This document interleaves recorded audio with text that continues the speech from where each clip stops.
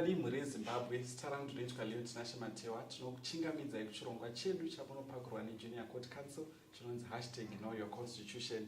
Nekudaro muzuva ranhasi tajoinwa naMr. McDonald, vachange vachitaura zvizhinji pamusoro payatinoti Zimbabwe Gender Commission. Mr. McDonald, sanganai nevateereri vedu. Hello Zimbabwe, my name is McDonald Chidakwa, a young student who's passionate about gender issues, who's passionate about human rights defending. Yeah, so that's basically much about me. Tinotenda Mr. McDonald nekuti joina apa chirongwa chanhasi. So zuva ranhasi change chitarisa pamusoro peyatinoti chapter 12 part 2 section 238 chapter 12 part 4 section 245 to 47 which talks about Zimbabwe Gender Commission.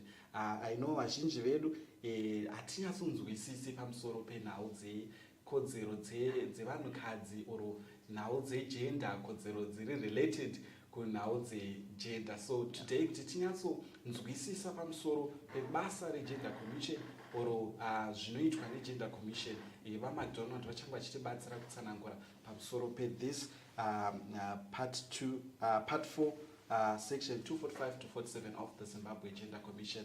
So Mr. McDonald, what is the mandate of Gender Commission? So basically the Gender Commission is supposed to do investigations in terms of gender issues that are related to gender issues. They take in complaints. What are the complaints that are coming in? So people would get to complain to the Gender Commission and just, this is what you are facing in terms of issues that are dealing with gender-based violence, issues that are dealing with sexual rape. Those issues, Gender Commission is there to take in those complaints, do investigations, do monitoring and evaluations, and also give recommendations to the Parliament in terms of revising certain laws that have to do with gender. So that's basically what would Gender Commission do. Right. Yeah. So in terms of prosecution, do they have power to prosecute, or they recommend prosecution after they have done the investigations relating to the issue of gender-based violence or maybe sexual offenses or sexual harassment? They would refer the relevant authorities, but they would be conducting some of the investigations in relation to those of the ZRP, and the ZRP would also take up the case and continue with the further investigation and from where they left. Yeah. Okay. Yeah. All right, thank you so much for that. So how does it deal with these complaints? For instance, there was at some point in Zimbabwe, there was also a case that was being dealt with Gender Commission. I know there were some public hearings that were conducted by Gender Commission in regards to the issue of Prophet Magaya, some of the sexual offenses that were leveled against him.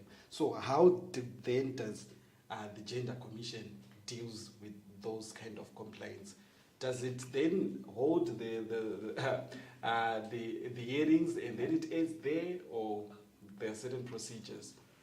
So they would once the complaint is filed, they would do investigations to really find where is it coming from, how did this happen, and also getting to understand what the case is really about. So after the investigation, they would also check out if there might be a case it's GBV, so they would engage both parties. They would try to cancel and see how intense is the situation. And if then they feel this case is not within their power, or it needs an extra hand, it will then be taken up to the relevant authorities to also then uptake further investigations and deal with those issues. Yeah. Okay. Yeah. But I thank you so much. And about the role of the Gender Commission. Yeah. So, in your own point of view, do you think the Gender Commission has been very effective in doing its mandate, in doing its work, and issues that are related to gender? So, in my own view, I feel like the Gender Commission has been doing good in terms of fighting for the girl child, right? In terms of addressing issues that have to do with the girl child and women. But in as far as what is gender and addressing issues that have to do with gender, they have been doing much work in that. If you were to go on their website today and read some of the documents that they've published, you would see the only document, the documents that are available there, they're talking about women and young girls, which then contradicts with their name, which is Zimbabwe Gender Commission. So we need to be dealing with gender issues. So the gender issues includes the males and the females. That's what gender is. So if we are not dealing with these issues concurrently or in line with, you know what, this is we need to be emancipating women, right? So we also need to see how is the boy child doing, how are the male doing. So there's that need to address these issues without separating. We are not focusing. We're just focusing on women. We're just focusing on boys because it's a gender commission on its own. Yes. So it has to broaden its research. It has to broaden its this mandate, you know, to also outreach into what are the boys, what's happening to the young boys, what is happening to the young men, so that we address these issues really clear. Then because currently we find that many young men or many young boys are complaining that we are being left out, we are being neglected, because we've got so many organizations that are willing to fight for the girl child, but they're neglecting the boy child. So then are we fighting for gender equality, or are we pushing an agenda for women? For women. Yes. Exactly. I love to work on gender issues, but we need to include the boy child in the process, so that we are not just fighting for. It's no longer going to be equal now, because there's just one party that is being focused on. Okay. Yeah. And I also believe that when we talk about gender commission, one of the things that that they also are supposed to deal with, it's issues of gender equity, gender equality as well. Yeah. But there's no gender equality without also being partial in terms of being advocating for the rights of, you know, for girls and women, and also including men as well. Because if you look at the cases of gender-based violence, be it domestic violence, be it rape, all those cases, it also involves the boy child as well. So if they are leaving the boy child, then I think there's no even gender commission in the first place. So it's one of the things that it really needs to deal with. Yeah. But then maybe if we move to one of contemporary issues. So recently there's been a tweet that was shared by Shadaya. So we just want to hear your thoughts on that as well, where he says that women shouldn't vote.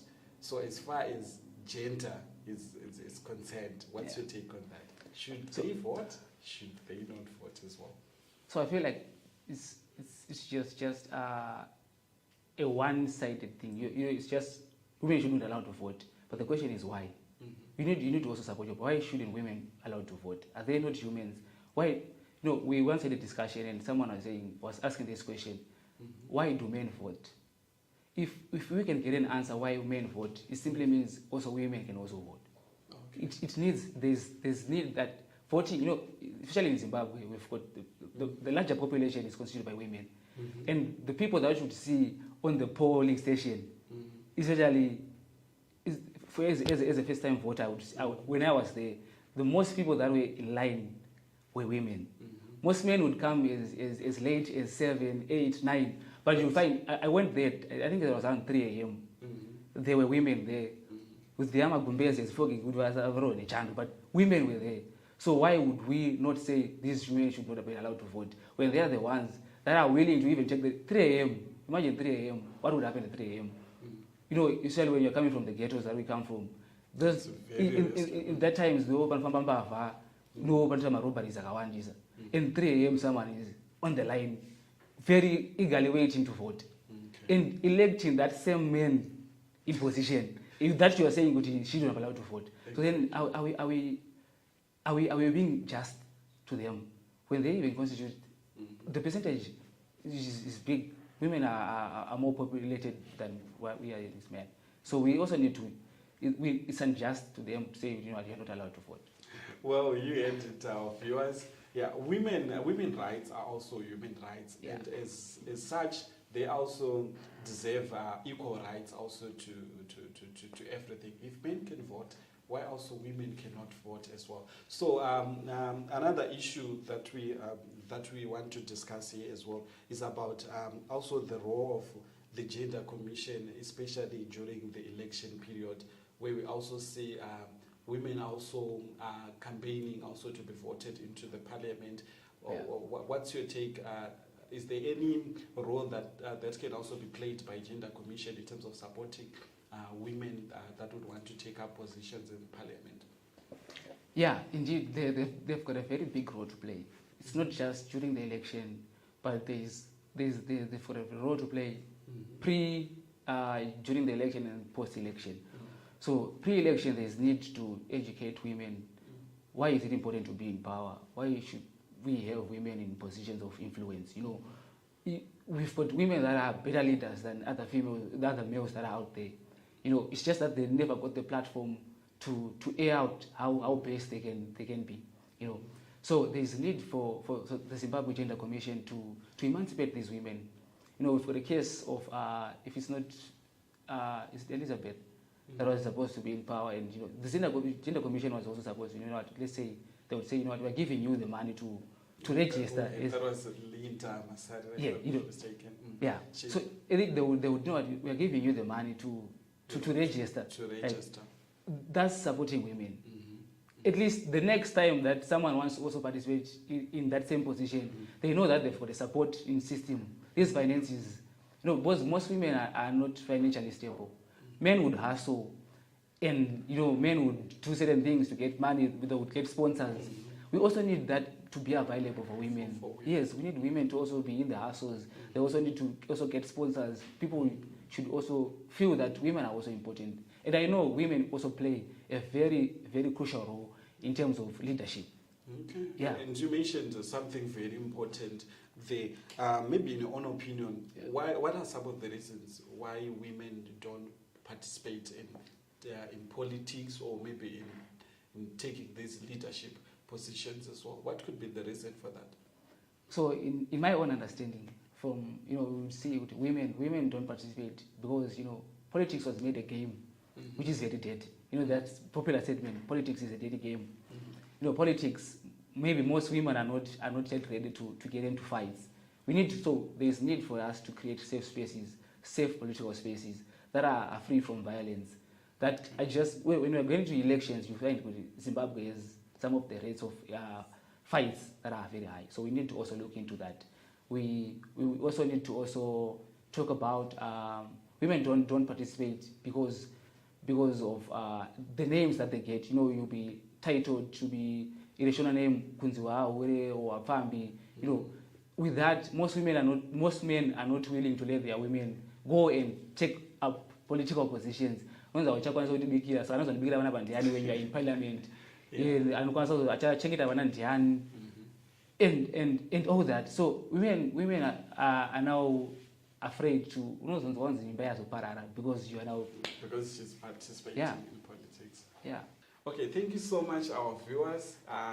Today tangatina Mkoma McDonald vangavachi kurukura pamusoro chapter 12 part 4 of the section of section 245 to section 247, where we were talking about the Gender Commission as well. And one of the things that he emphasized was there's much need to be also partial when we're dealing with issues of gender. As much as we're talking and advocating about women and girls, we should also channel that same energy towards also the advocacy towards men's issues. Like recently, men's mental health issues have been very prevalent in our country, and we believe that there's also need to also advocate for those issues as well. Otherwise, thank you so much, our viewers. Thank you so much, and have a great day.